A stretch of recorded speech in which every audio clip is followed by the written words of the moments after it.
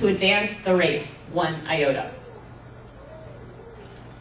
Their lives are hopeless repetitions. All that they have said has been said before. All that they have done has been done better before. Such human weeds clog up the path, drain up the energies and the resources of this little earth. We must clear the way for a better world. We must cultivate our garden. And one of the astonishing things, many astonishing things about this passage, but one of the really astonishing things is that she looks out in the world and she just sees human weeds. I mean, she's not even talking about people that all eugenicists would agree belonged in that so-called unfit category. She's talking about just average people who don't do anything spectacular like her, Margaret Sanger, right? So she has this very all-encompassing vision of who is the so-called unfit. And there's this tendency already, so this is written, in the mid-1920s, there's already this tendency to dehumanize the people that you don't like. And we know in the pro-life movement what a straight line this leads to dehumanizing those who are inconvenient in the womb, or dehumanizing the elderly. Oh, they're just vegetables, right? So this tendency to dehumanize is deeply in the DNA of Planned Parenthood.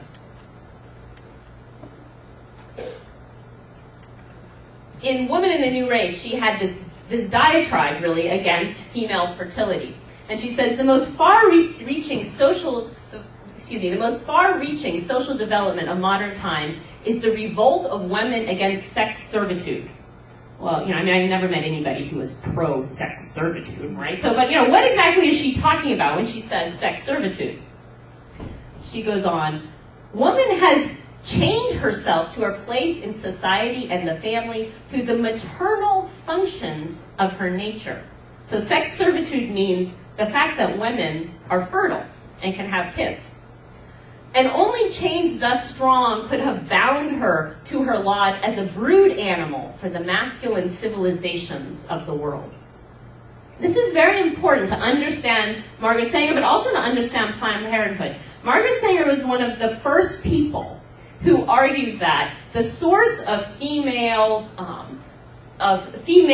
inequality, the thing that feminism really had to attack, was not social and civic structures that oppressed women in various ways, that didn't give them full equality in society, that didn't allow them to be educated and so forth. No, what really oppressed women for Margaret Sanger and for Planned Parenthood is their own bodies.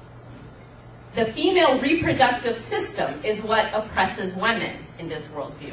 And it's helpful for us to think about that because it's really second nature. It's in the air we breathe, that yes, women are going to have some kind of struggle with their reproductive systems, and, we always need to kind of be at war with our bodies and our fertility. It's just in the air now. And that's because of Margaret Sanger, who really both conceived in many ways this idea, but definitely promoted it. As a result, then, it's a straight line to something like abortion, right? Because if what we are oppressed by is our bodies, then the solution is to eliminate that fertility. And you have to have abortion.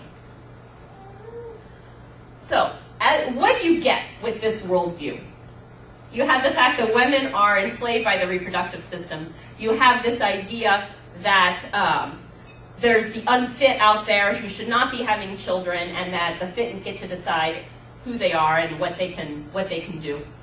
Well, you start to get a eugenics that is no longer very voluntary. And so she argued, within woman, is wrapped up the future of the race. It is hers to make or mar. Okay, so if that's true, women's duty, as well as her privilege, is to lay hold of the means of freedom. And for her, that meant birth control, and then later, of course, abortion.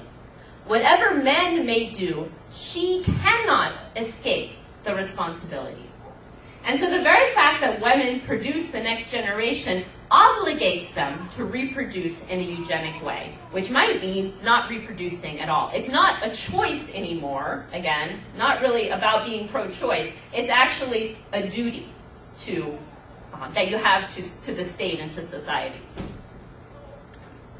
All right, so to summarize, as Patty alluded to, Sanger herself had a very promiscuous lifestyle, and she